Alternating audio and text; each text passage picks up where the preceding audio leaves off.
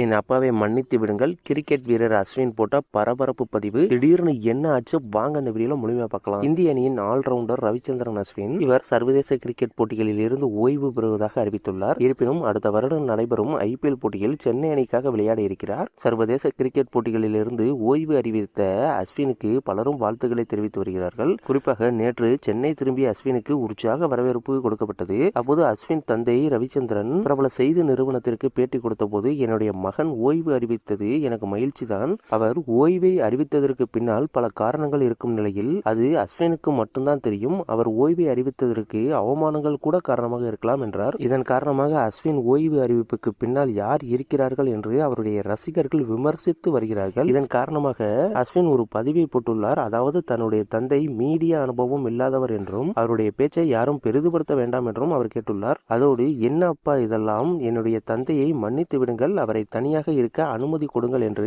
X பக்கத்தில் பதிவிட்டுள்ளார். மேலும் அஸ்வின் தன்னுடைய முழு மனதுடன் விருப்பப்பட்டதால் சர்வதேச கிரிக்கெட் போட்டிகளிலிருந்து ஓய்வு முடிவை அறிவித்துள்ளதாக தெளிவுபடுத்தியுள்ளார்.